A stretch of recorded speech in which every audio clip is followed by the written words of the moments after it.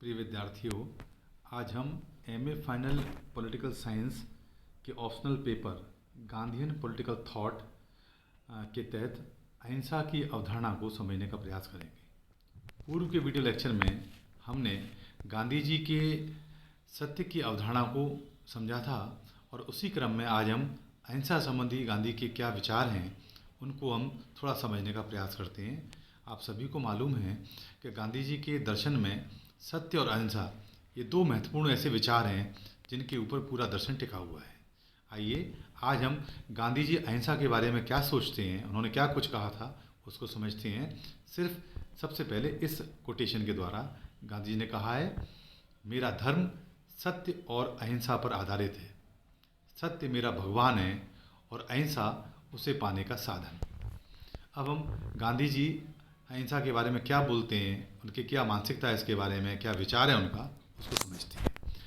गांधी जी सत्य को साध्य और अहिंसा को सत्य प्राप्ति का साधन मानते हैं।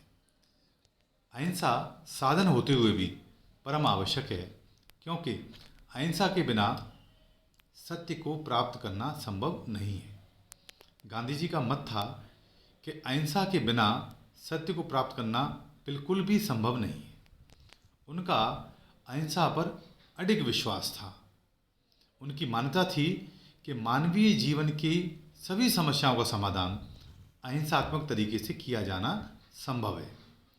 हिंसा द्वेष, घृणा, प्रतिहिंसा, संघर्ष और वैमनस्य को जन्म देती है, जबकि अहिंसा से प्रेम, भाईचारा, सहयोग, सद्भावना व समन्वय की भावना को बल मिलता है। अहिंसा सृजन होता है, जबकि हिंसा से नहीं होता। अतः सभी महापुरुषों ने सत्य, अहिंसा व करुणा का उपदेश दिया है। आप जानते हो, बुद्ध, महावीर, ईशा ने धर्म का संदेश भी यही दिया है। आइए अब हम अहिंसा का आशय क्या है, उसका अर्थ क्या है, उसको समझते हैं। गांधी जी ने अहिंसा का व्यापक अर्थों में प्रयोग किया है। उनके अनुसार अहिंसा का अर्थ है मन, वचन व कर्म से किसी का दिल ना दुखाना, अर्थात मनसा, वाचा व कर्मणा से किसी को कष्ट ना पहुंचाना, तथा प्रत्येक पीड़ित व्यक्ति के प्रति प्रेम, सहयोग, दया की भावना प्रदर्शित करना। उनके अनुसार किसी को मारना अहिंसा का नकारात्मक अर्थ है। गांधी जी नकारात्मक अहिंसा का समर्थन नहीं करते हैं। उनकी अहिंसा सकारात्मक अहिंसा है, जिसमें व्यक्ति स्वयं मन, वचन व कर्म से अहिंसा का पूर्णतया पालन करते हुए दूसरों की सहायता, सहयोग कर भलाई का कार्य करता है। गांधी जी के अनुसार काम, क्रोध, मद, लोभ, काम, क्रोध, मद और लोभ इत्यादि दुर्गुण हिंसा के प्रतीक हैं। अतः गांधी जी चाहते थे कि प्रत्येक व्यक्ति अपने व्यक्तिगत व सार्वजनिक जीवन में सत्य, अहिंसा, अस्तेय, अपरिग्रह और ब्रह्मचर्य, ये जो पंचशील के सिद्धांत हैं, कौन कौन से? सत्य, अहिंसा, अस्तेय, अपरिग्रह और ब्रह्मचर्य, इन सिद्धांतों का मन, वचन व कर्म से पालन करें। अर्थात झूठ बोलना, चोरी करना, जरूरत से अधिक वस्तुओं का संग्रह करना तथा मन, वचन और कर्म से ब्रह्मचर्य का पालन न करना भी गांधी जी के अनुसार हिंसा ही है। गांधी जी के अनुसार सत्य और अहिंसा भी एक दूसरे के पूरक है। एक के बिना दूसरे की प्राप्ति संभव नहीं है। गांधी जी के शब्दों में, वह ज्योति है जिसके द्वारा मुझे सत्य के दर्शन होते हैं। अहिंसा ही सत्य रूपी ईश्वर के दर्शन करने का सीधा सा छोटा सा मार्ग है। सभी प्रकार के दुर्गुण हिंसा के ही विविध रूप हैं तथा सभी प्रकार के सद्गुण और अच्छाइयाँ सत्य और अहिंसा के ही विभिन्न स्वरूप हैं। अब हम गांधी जी ने अहिंसा का जो व्यवहारिक पक्ष प्रस्तुत किया है उसको समझने का प्रयास करते हैं। गांधी जी अहिंसा के व्यवहारिक स्वरूप को भी हमारे सामने रखते हैं। गांधी जी चाहते थे कि अहिंसा को व्यवहारिक स्वरूप प्रदान किया जाए जिससे लोग भ्रमित न हों। उनके अनुसार हमें कोई भी कार्य करते समय उसके ध्येय, परिस्थितियाँ तथा व्यवहारिक पक्ष को भी देखना चाहिए। यदि आप परमार्थ वह दूसरों की जीवन रक्षा के लिए या लोक कल्याण के लिए कोई भी हिंसा करते हैं तो वह उचित है। किसान अन्न पैदा करके दूसरों के जीवन की रक्षा करते हैं। सैनिक भी देश हित में तथा लोगों की रक्षा के लिए युद्ध लड़ते हैं। जीवित रहने के लिए भी थोड़ी बहुत हिंसा का होना स्वाभाविक है। गांधी जी अहिंसा के व्यवहारिक स्वरूप को अपनाने पर बल देते हैं। पवित्र उद्देश्यों तथा सार्वजनिक हित के लिए की गई हिंसा अनुचित नहीं है। किसान कीटनाशकों का प्रयोग करके या खेती को नुकसान पहुंचाने वाले कीड़े मकोड़ों को मारता है तो वह अनुचित नहीं है। उन्होंने तो यहाँ तक कहा है कि यदि कोई प्राणी अत्यधिक कष्ट भोग रहा हो, मर्मांत पीड़ा से छटपटा रहा हो, उसके बचाने की कोई भी उम्मीद और बचने की कोई भी उम्मीद ना हो और उसका रोग लाइलाज हो और हमें लगे कि इसकी मौत निश्चित है, तो हमें उसे स्वैच्छिक मृत्यु धारण करने या उसे मौत देकर समस्त शारीरिक कष्टों से मुक्ति देनी चाहिए। गांधी जी ऐसे प्राणी को मारना हिंसा नहीं मानते थे। गांधी जी ने अपने एक बछड़े को उपयुक्त परिस्थितियों के आधार पर विष देकर असीम कष्ट से मुक्ति दिलाई थी। लेकिन हमारा पवित्र उद्देश्य संबंधित प्राणी का हित तथा एकमात्र अंतिम रास्ता ही हमारी हिंसा को उचित ठहरा सकता है। अर्थात गांधी जी का यह मानना है कि आपके कार्यों के प्रति आपका मंतव्य क्या है, आपका उद्देश्य क्या है, वो स्थापित करता है कि हिंसा उचित है या अनुचित है। आपका उद्देश्य यदि सर्व कल्याण है, किसी के कल्याण के लिए आप कोई हिंसा का सहारा ले रहे हैं, आपका उद्देश्य अच्छा है, उच्च कोटि का है, तो उन परिस्थितियों में, सीमित परिस्थितियों में वो हिंसा को अनुचित नहीं मानते। गांधी जी ने कहा भी है कि अहिंसा वीरों का अस्त्र है। अहिंसा कायर का कवच नहीं है, बल्कि बहादुरी का उच्चतम गुण है। लालची और कायर व्यक्ति कभी भी अहिंसा का पुजारी नहीं हो सकता है। कुछ लोग व्यंग में कह सकते हैं कि अहिंसा कायरों को शोभा देती है, वीरों को नहीं। ऐसे लोग अहिंसा को कायरता कहकर पुकारते हैं। गांधी जी के अनुसार अहिंसा कायरों का नहीं अपितु महावीरों का अस्त्र है। उनके मत में अहिंसा में कायरता के लिए कोई भी स्थान नहीं है।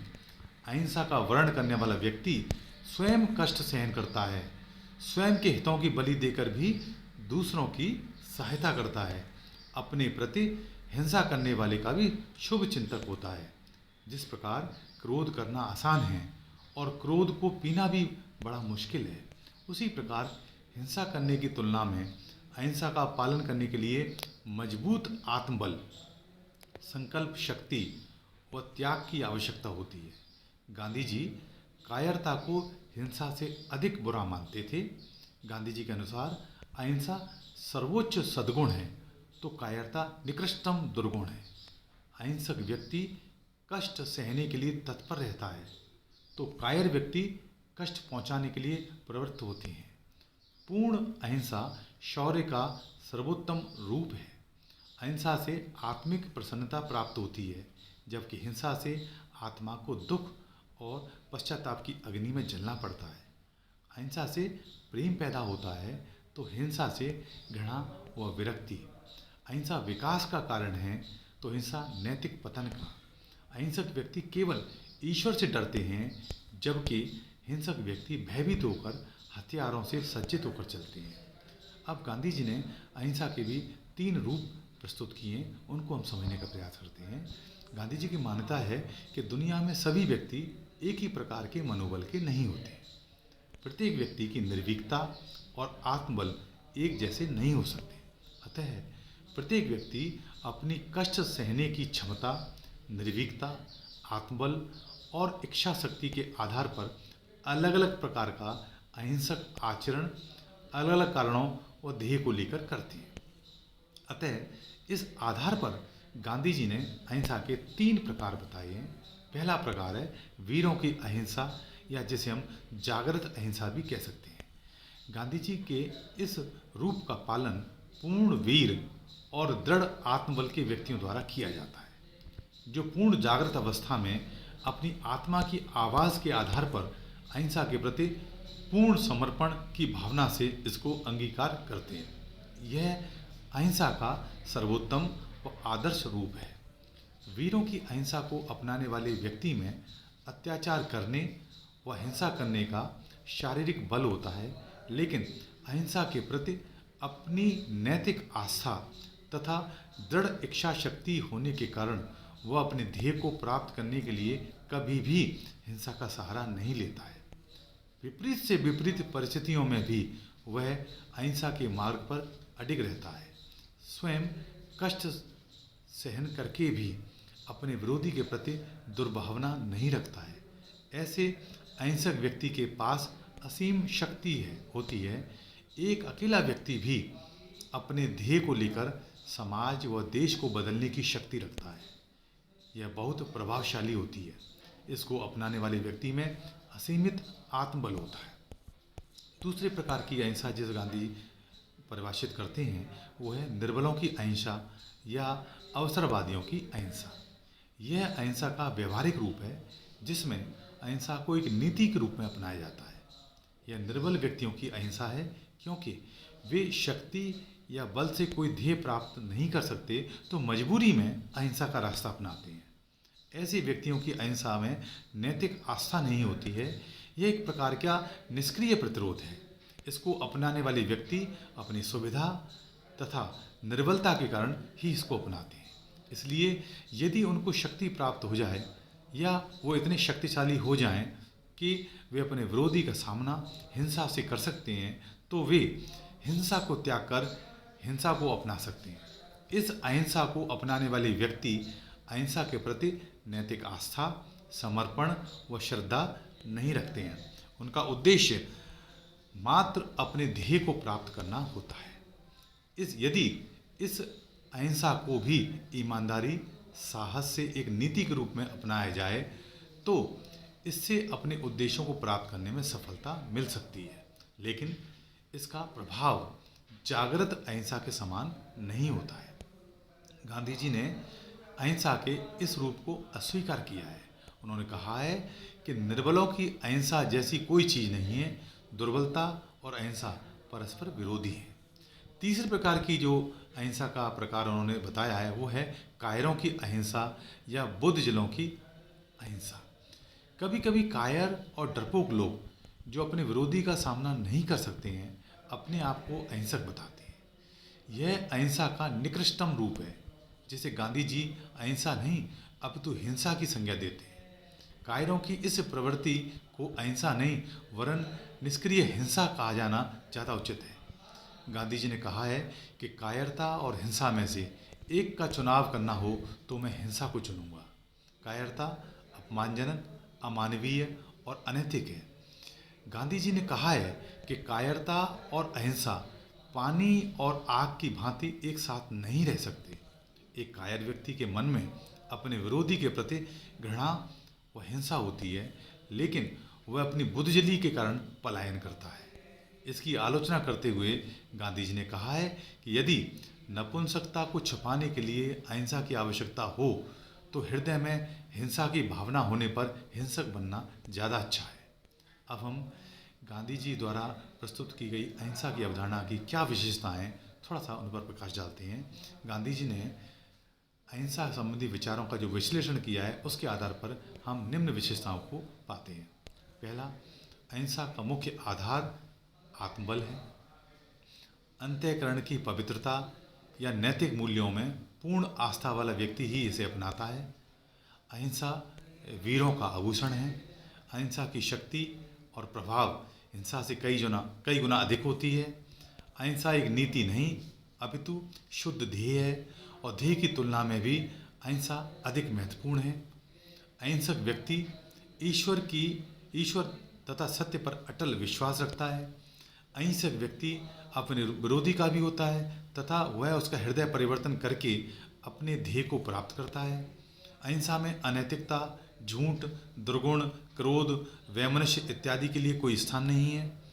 अहिंसा को व्यक्तिगत रूप से नहीं वरन सामूहिक रूप से भी अपनाना असंभव है। अहिंसा को व्यक्तिगत रूप से नहीं वरन सामूहिक रूप से भी अपनाना संभव है। सामूहिक अहिंसा का संगठित रूप है जो हिंसा से कई गुना अधिक शक्तिशाली होता है।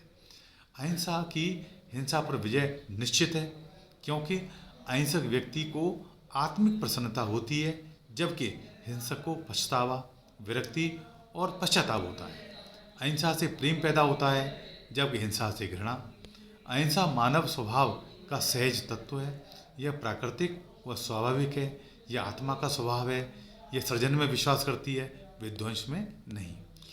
और संपूर्ण संसार अहिंसा व प्रेम की शक्ति से ही संचालित होता है। यह दुनिया का सबसे शक्तिशाली शस्त्रास्त्र है।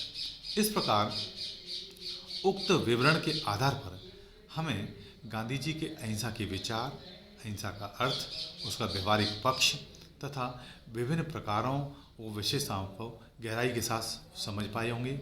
विभिन्न परीक्षाओं में गांधी जी के सत्य व अहिंसा संबंधी विचार प्रमुख स्थान रखते हैं। विद्यार्थियों से अपेक्षा है कि इस विषय को गंभीरता से अध्ययन व मनन करें।